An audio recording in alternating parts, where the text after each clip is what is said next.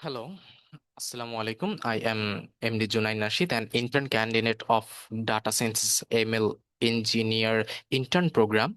I was assigned with DSA problem set A for second round, and now I am going to explain all of my answers serially. First, with the question number one. Given an AVL tree sorting numeric values, design an algorithm to efficiently return the sum of all values within a given range. Okay, so I have already taken an example here, which is having a root node of 20, and the left side tree is having some subtree, and the right side tree also having a subtree. And the lower range is set to 10, and the upper range is set to 30. Okay, so if we want to calculate the sum, the first and foremost way is the brute force method. The brute force method is basically when we have to traverse all the nodes serially, and we have to compare all of them with the with our lower bound and upper bound, so that we can calculate the sum of those.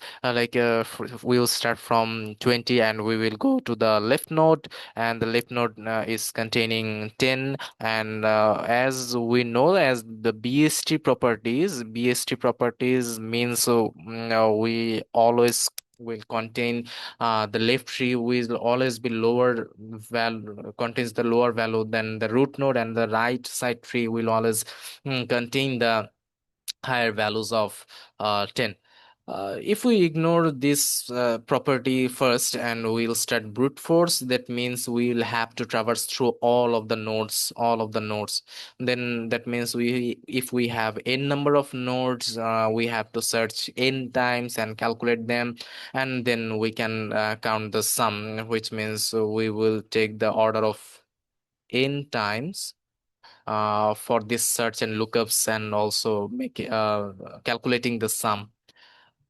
This is a very time consuming process, as if there is 1,000 nodes present in there, then we have to find out 1,000 times, we have to traverse 1,000 nodes to calculate those. So that's not efficient way. So what we can do, we can simply use the BST search properties, which means if we find 10, then we will not traverse to the left side, as we know the left side will always contain the lower values than 10, and our lower bound is 10. So we will start from right side, and we will start to calculate those, traverse those values and calculate those. And then same thing will go here. We will start those, find those values like 30. 30 is the upper bound, so we'll not traverse to the right side, as we know that the right side will always contain the higher values than 30. Then we will traverse to the left side of the tree, and we will calculate those nodes values, and we can show the result. Though the time complexity drops down to log n, but it is not purely log n, because we have to still traverse some number of nodes. Like if we have k, we have to traverse k number of nodes, then we have to add those also in our time complexity.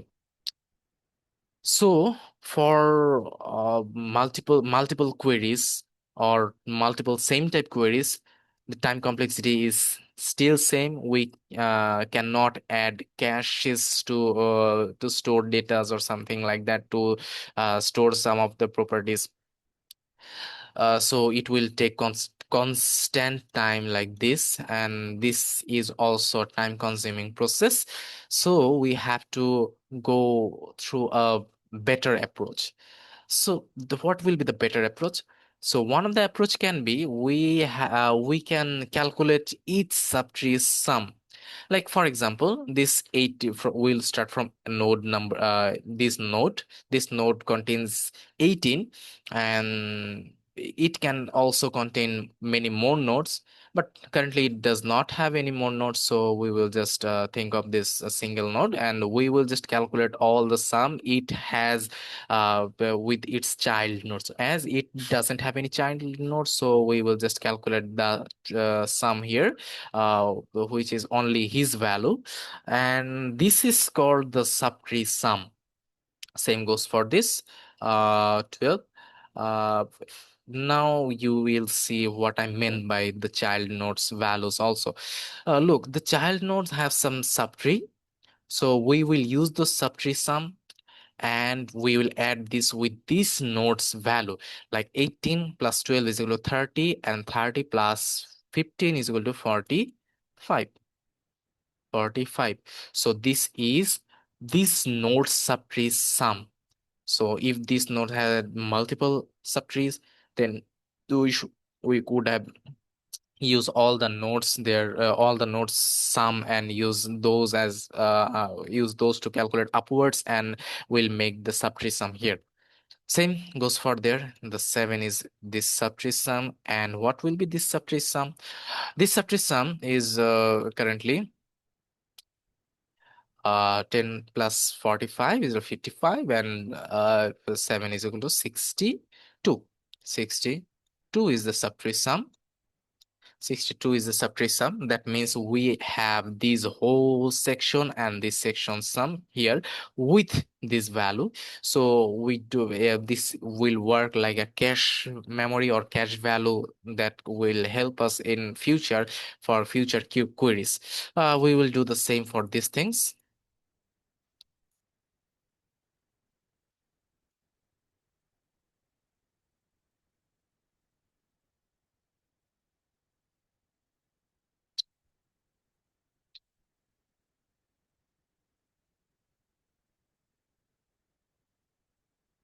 So now we have all of the sum of all of the subtrees. Now, how it will help us? Look at this thing. If we want the same range now, we don't have to traverse all the way. Why? Look at this. We have 20 as the root node, which is less than the upper bound and higher than the lower bound, which means we have to go to the left side. If we want to go to the right side, it's fine too. It doesn't matter actually. So we'll go to the left side first, then we can find the value 10. Then we know that the left side tree must has the lower values than 10, and we don't need the lower values than 10, so we will go to the right side. And the fun part is here, we will just go to this node, and we don't have to traverse anymore because we know everything under here is upper than 10 but lower than 20. This is the BST properties, so we can be safe here. So we will not traverse through all of this node. We will just use this value 45, and we will calculate with this one 45 plus this one. Why this one? Because we have excluded this one, so this subtree sum is not calculated. So what we have to calculate? We just have to calculate this node's value. So what will be this node's value? This node's value is 10, so we are calculating this node's value plus what can we do here? Then we will go to the right side of the tree, and we'll find 30. So we know that right side tree is higher than 30, so we'll not traverse through that. We will just traverse through the left side. So we can find here 25, and we will use this, and we will not need any traversal beyond this 25. So we will use this 25, and we will use this node's value also. And finally, we will use this node, root node value, as root node also contains the value that is between this range. We will always go up to the root node or that value where the range does not contains between them, then we will stop this process. Now we just have to calculate all of this together, and we should be able to find the answers properly. So the answer should be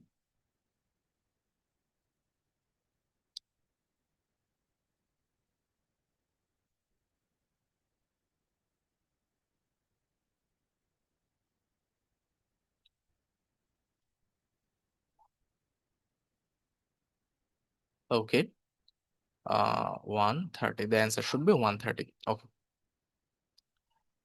So this is an algorithm which will traverse and find out the sum in between the log n time, order of log n time. Why the k is reducted here?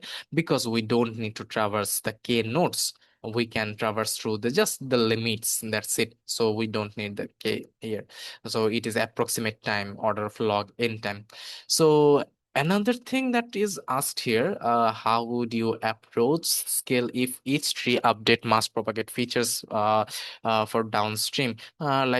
For update means if we have an updation of these values, or we insert one or we delete one node, then what will happen here? That's a very easy thing to do. We don't need to calculate all the way to the top. We don't need to calculate the whole tree. We can just use some formulas. So we have I have actually created a formula. Suppose we have PR, which means, suppose this is a movie rating. Suppose this is a movie rating tree. So we will set the previous rating to 0 and the new rating to 0 and the change also to 0. Also to 0. So what we will do here, we will just update if this subtree sum where the node has been updated or inserted or deleted. So how to do that? Suppose this node 7, this node has an update. Suppose we are updating this 7 to 5. 7 to 5. So what will happen here? We will uh, take the previous rating and insert the subtree sum, which is the this node subtree sum, which also contains the previous rating here. So the subtree sum is 7. So we will store this value. Then we will use the new rating, and the new rating is 5. The new rating is 5.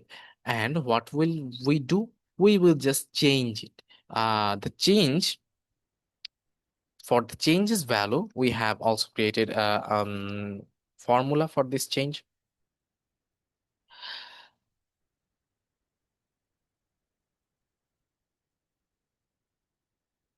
The change will be always new rating, I mean NR,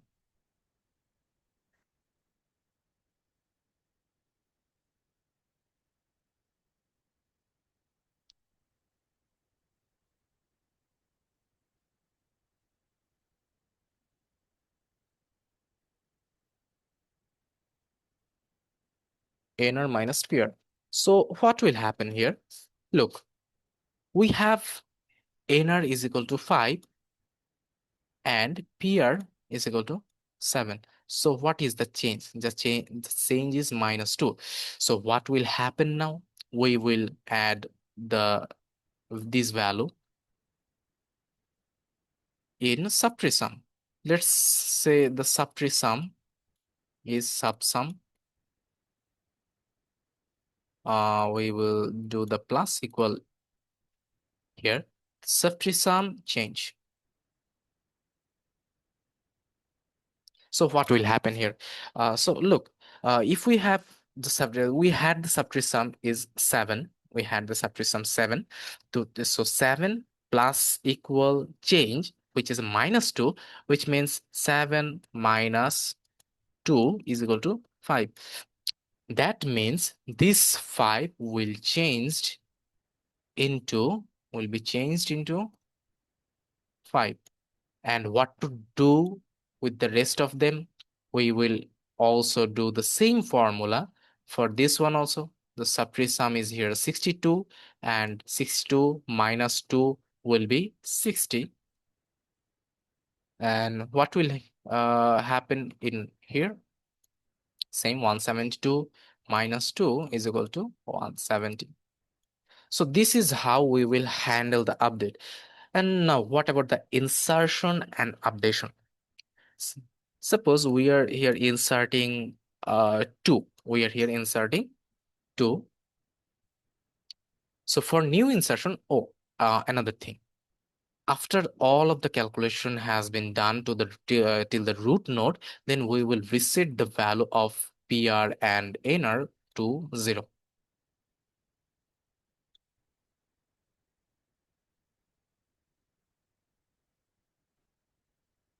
We will reset it every time with the changes value is all will also be resetted to this. And what will happen if we add a new edge, I mean new vertices, new node? What will happen here?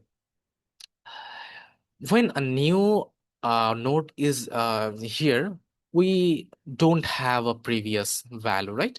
So the previous value will be 0, and the new value will be 2. The new value will be 2. And what will be the change? The change will be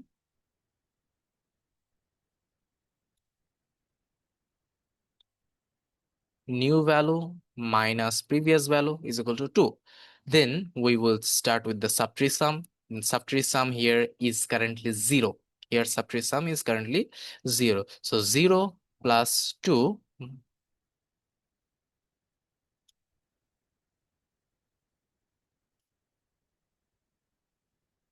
here 0 plus 2 is equal to 2. That means here subtree sum is 2. And what will happen here? Same, subtree sum is 5 here. So 5 plus 2 is equal to 7. So this will update it to subtree sum 7. And then what will happen here? Same, 60 plus 2, subtree sum is 60, was 60. And now we are adding the changes value to. So subtree sum will be 62. And then finally to the root node, same, subtree sum is 170 plus 2, 172. This is how we will handle the insertion operation. Now, how to handle the deletion operation? Again, we have to reset this thing. We have to always reset this thing to 0, always. Then, if we want to delete a node, like we want to delete this node, what will happen now? The previous rating now was 2. The previous rating was 2. What will be the new rating? Did we add any new rating? No, we did not. So the new rating will be 0. So what will happen here? The new rating will be 0, and the previous rating will be 2. So 0 minus 2 is equal to minus 2. So same formula, subsum plus equal change. And here we will operate a minus because here is a minus sign. So 0 minus 2 is equal to minus 2. And that means this subtree sum is, here is not 0, here is 7 because we are going to the upward node. So here is 7. So this is 7. This is 7 minus 2. So it will become 5. It will become 5. So we can say the 7 will turn into 5. Same goes for here. Subtree sum is 62 and we are minusing the change. So doing the minus, the change will be 60. Same goes for here. 172 minus 2 will be 170. So in this way, if we want to change anything, like we want to insert a new node or delete a previous node, or we want to update a certain values of any node, then we can use this formula, and we don't have to recalculate the whole tree from the start. So this is a quite good algorithm, I think, to handle this type of situations. If the tree is if the tree needs to rotate or do something changes in the whole structure, then we have to just recalculate the whole sum of the tree.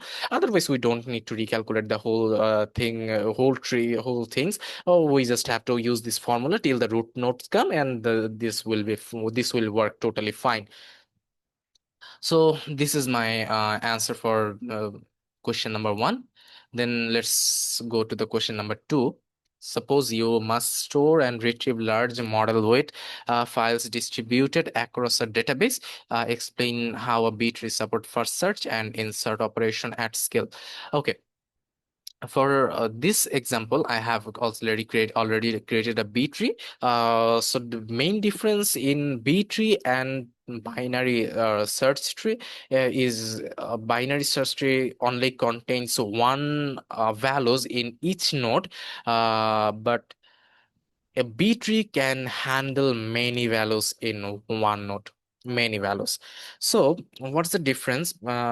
First, CPU if we need to traverse through nodes, the CPU has to wait longer times for each traversal from node to node. So comparing the values between the given values and the nodes value is not, it does not take much time, but it will take more time if we have to traverse deeper in nodes. So traversing deeper will take more time than comparing in a single node. That's why B-tree is used in many databases.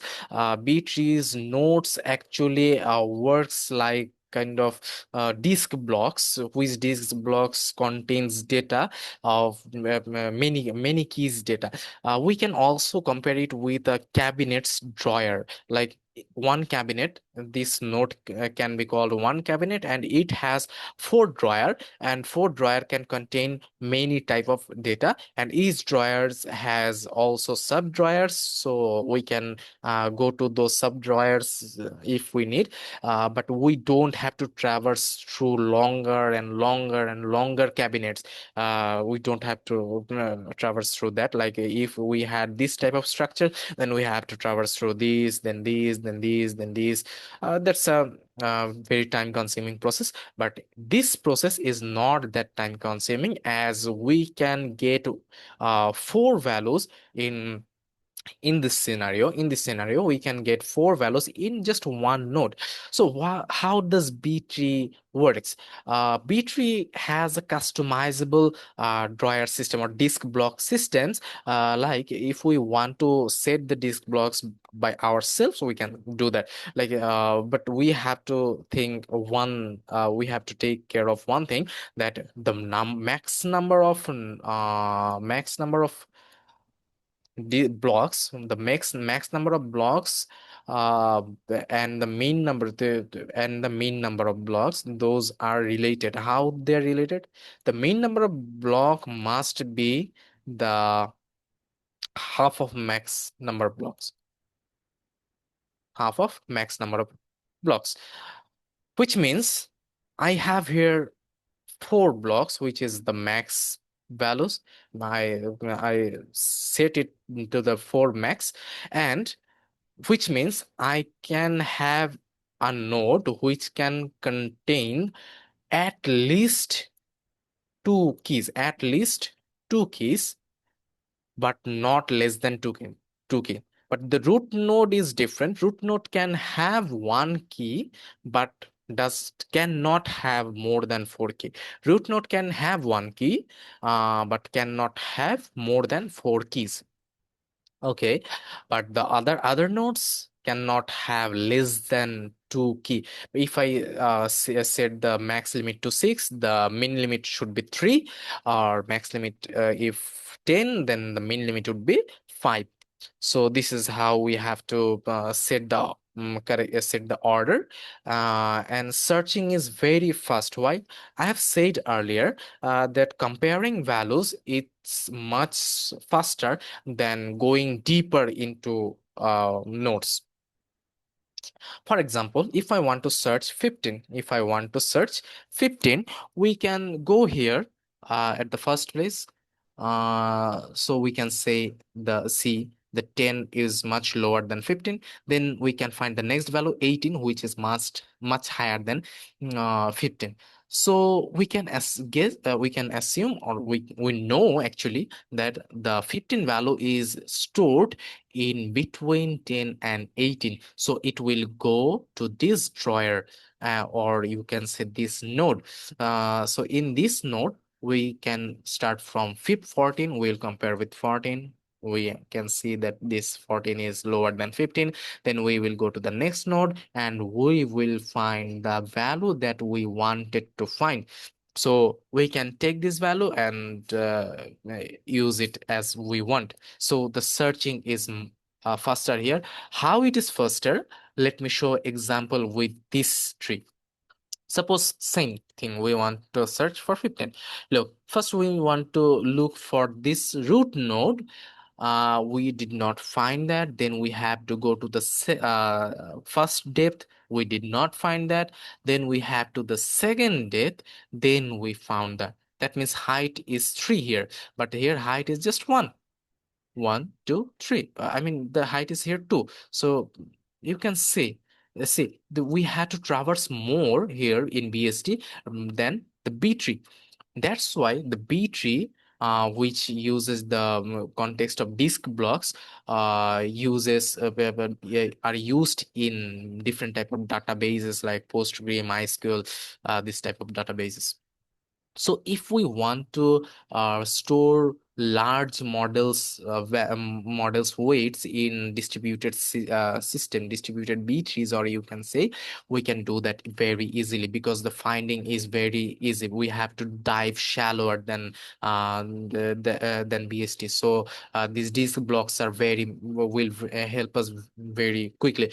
We just have to store the keys, and with those the tensor values, which will help us in the model weight. The data storing and the data finding is very easy. So model loading will be very fast also. Another thing, the insertion is very efficient here. Look, if we want to insert a new value here, we have to go through all the ways to find out the actual correct position, but we can easily insert here. How does? Because look, if we want to insert a new value, like for example, we want to insert 39. For example, we want to insert 39. Okay, so what will happen? We will start searching from here. Look, I said the max key value is 4, which means this node still can handle one more keys. This node also can handle one more key.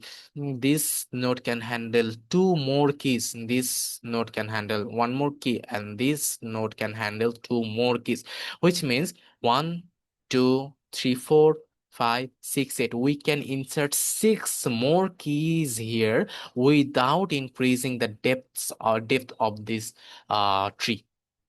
So insertion is very fast and also very efficient. So if we want to insert 39, we will start comparing with each values. 10 less than 39 will move to the right. 18 less than 39 will move to the right. 25 less than 39 will move to the right. 32 is less than 25. So we will go to the its subtree, or its right subtree, and we will find there 35, and which is also lower than 39. Then we'll find 38, which is also lower than 39. Then we can see that there is two more empty spaces here, so we can store 39 here without any hassle. We just have to compare it to place it in the perfect place. That's it. That's why the insertion is very fast, and loading weight, loading models weight in these B trees type databases is very efficient, as we can find those weights key very faster than the traditional BST. So I hope you got my answers why BST is faster and how this can be used in loading weights of large models. The next question is, outline an algorithm for finding a minimum spanning tree in a distributed system. Follows up, in what real world scenario, ML scenario, would you use MST, sensor network feature selection? For minimum spanning trees, we have to know how many minimum spanning trees are there first. There are known three type of minimum spanning tree algorithms: Prim's algorithm, Kruskal's algorithm, and Barufkar's algorithm. The Prim's algorithm works with the dense graphs. By dense graphs, I means where the nodes are connected to every node is connected to every node. I mean, the edge number is kind of proportional to vertex square, maybe vertex square divided by 2. So then we can say that graph is a dense graph. And Kruskal's algorithm is what's based with sparse type of graphs. What is sparse type of graph? When the vertices number and edge number is kind of same or more than vertex number. That doesn't mean the edge is so many, every node is connected to every node. No, that's not the case. Every node is not connected to every node, but every node is connected to fewer nodes. That means the edges number is very low, but not less than the vertex numbers. Okay, in those cases are called the sparse graph cases. Kruskal's algorithm works best there because Kruskal algorithm needs to sort the edge weights. Look, there is a lot of edge weight here. To apply Kruskal's algorithm, we need to sort these edge weights first. Then we can use those to find out the minimum spanning trees. But for kind of feature selection or road network sensor, I will use the example road network because this is very understandable for everyone. Suppose for traffic light control, we're placing some road sensors, which communicates through each other to find out the optimal solution or optimization traffic light conditions for each roads. Then they have to continuously be communicated with each other to find to send out the traffic states and other things.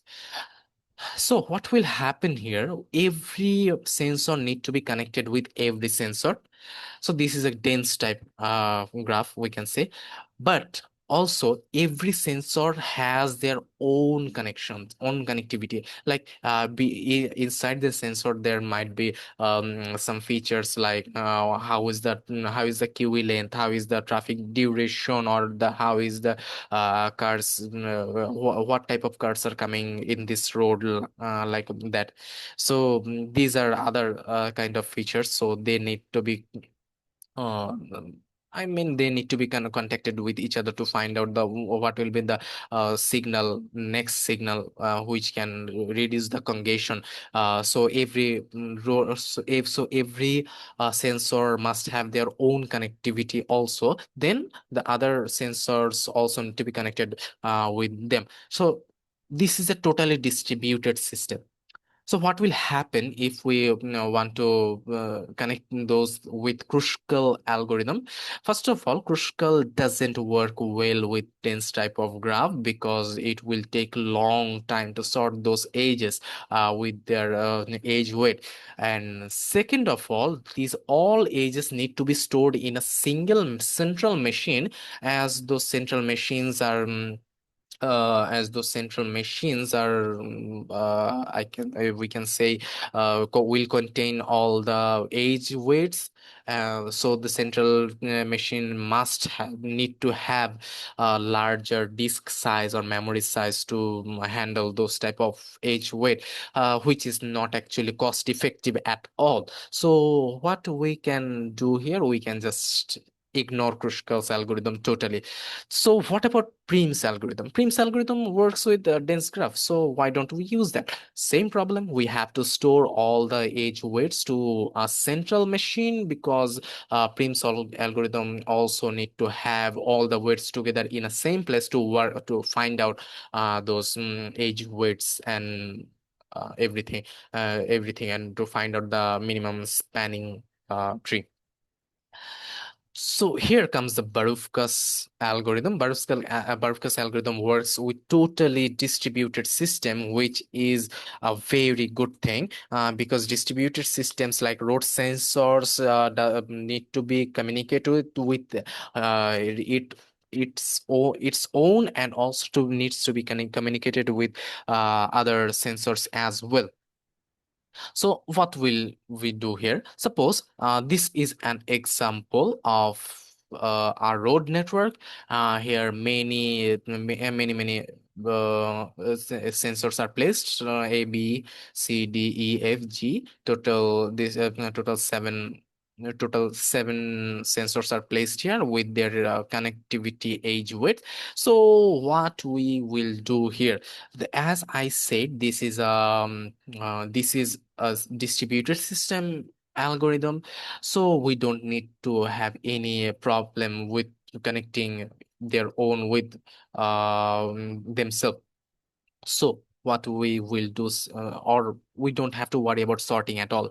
So what will we have to do? We can just pick any one of them, and we'll start to find out the outgoing age which cost the much less, which cost the much less values. Like we can find out A. We will start with red color. We can see that A. Then we increase the stroke size. Let's not do this anymore. Okay, we can select age A. I mean vertex A. So what will we do? We will start to find out what is the lowest cost age. We can see the lowest cost age is A to C, which only costs 2, and we can find C here. Okay, then we can select any other vertex as well. So we don't have to stick with A and C. We can select anyone. So let's go with the B. We can go B here, and we want to find which one cost the less. For example, we have B to D here and B to E here, which costs same. In this case, we can pick any one we want.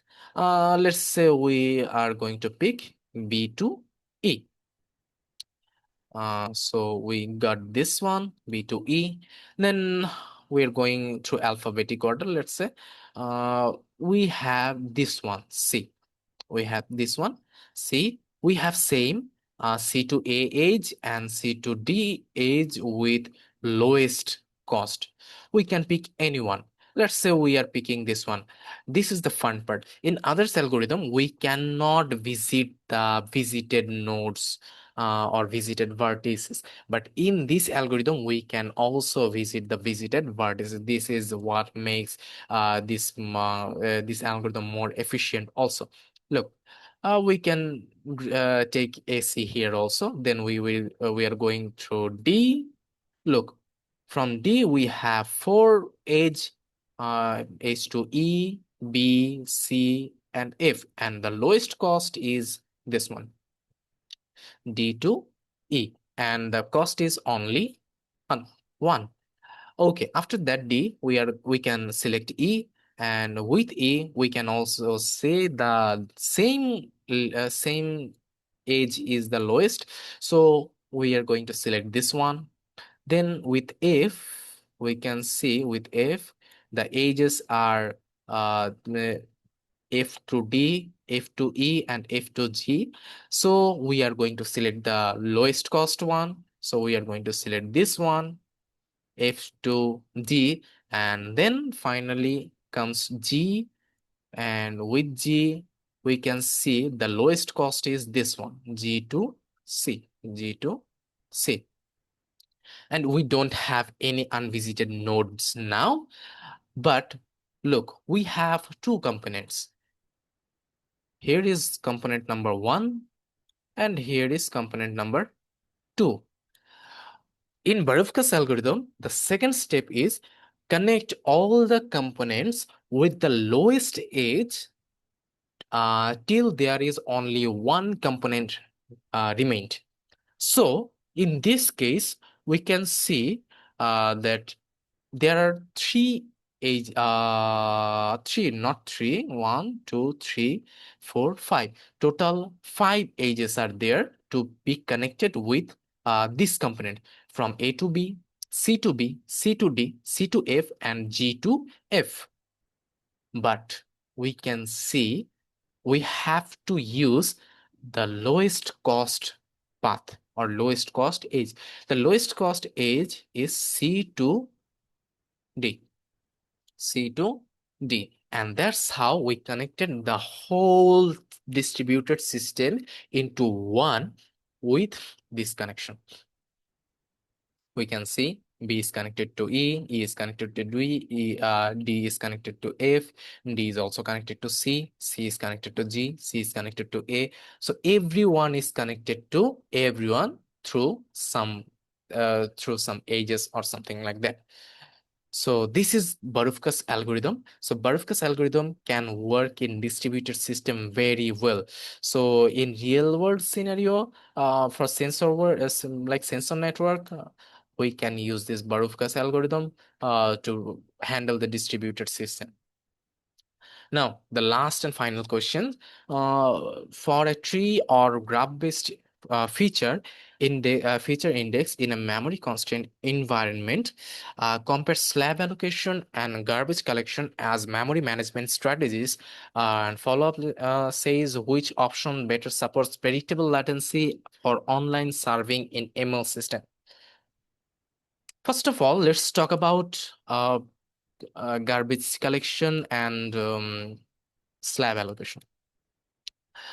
So garbage collection and slab allocation both are memory management system where garbage collection is very easy to implement, and garbage collection also quite fast, you can say. It can serve good as well. But if we want to give an example, how easy example I want to say, if we want to give an easy example of how this garbage collection system works, then we can say that suppose a restaurant have some workers or workers who will clean the restaurant at the end or sometime after sometimes maybe. So the customers who feed in this restaurant will often throw up trashes anywhere.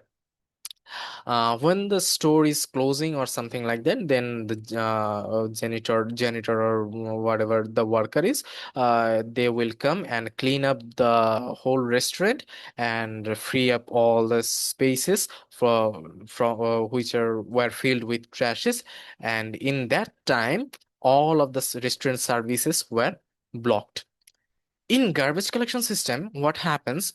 We can assign any type of task or any type of variables, I can say, or any kind of features, or you can feature indexes, any kind of feature indexes according to their sizes in any memory section.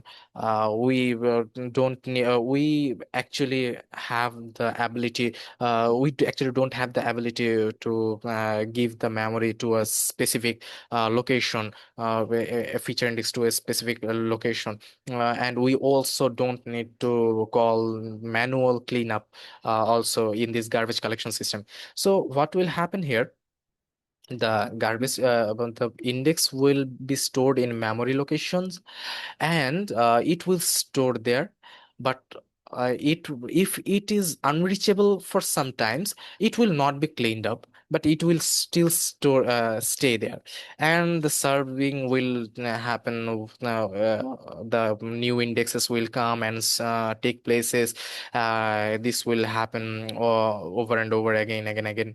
But after some time, when the memory is totally filled up, the total serving system will come to a halt, and the service will stop, and the garbage collection system will swipe up all unreachable feature indexes and free up those spaces to clean up memories, and then it will start serving again, just like that restaurant.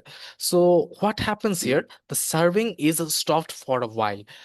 So how much time it takes to free up those spaces, we actually don't know about that. So that's the issue. So the latency here is not predictable at all.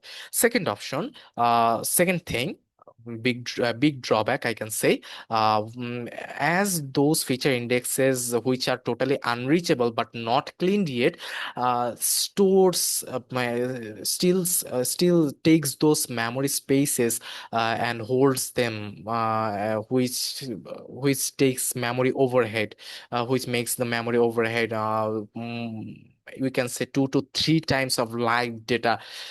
So this is not a good choice if we have a memory constrained system. So what we can do here, we can use slab allocations. I have given an example for garbage collection, so let's give an example for slab allocation also. You can think of a parking lot where the car sizes are marked. You can go there and park your cars, and as soon as you leave your car, that place is totally empty and totally reusable just instantly. You know which places you are taking, and you know which places are being used. As the main difference between garbage collection and slab allocation is, I know what each slab is, what each slab size is, because I have allocated them those slabs. So these slabs also contains cache memories also. So what happens here is, I know which slab is allocated to whom, and I know which feature indexes are unreachable, and those are cleaned up instantly without making a halt to the service, and that place is instantly reusable. I mean, if the work of a feature index is done, he is leaving the place. That feature index is leaving the place. That means that slab is totally cleaned instantly, and it is totally reusable instantly. So here, the memory fragmentation will not happen. The memory fragmentation will be near to zero, though there is some case if we allocate the slab size bit larger than the actual feature index sign feature index size, then there will be a bit of wastage of memory, but that does not count, because the garbage collection actually makes memory fragmentation a lot. That's why the memory wastage is more in garbage collection than slab allocation, so we can ignore this part totally. If we have memory constrained service, where the latency is we want time latency to be predictable, then we have to use slab allocation, as we know that if a slab is being empty, it is instantly reusable. So we know the latency of latency. I mean, we know the how much time it will take to clear up a memory. So we don't have to worry about unpredictable latency, because the latency will be totally predictable. The latency will be just the time it takes to clear out a slab. That's it. So in a case of memory constraint environment, where latency needs to be predictable and the ML service is online, I mean, it is an online serving system, we cannot stop that online serving system. But the garbage collection will stop the email serving system if we use that as our memory management system. But slab allocation will not stop our service. So in online serving system where predictable latency is needed and memory is constrained, we should must we must should choose slab allocation over garbage collection. Okay, that's all for the answers. I hope you are satisfied with my answers. Thank you for your time.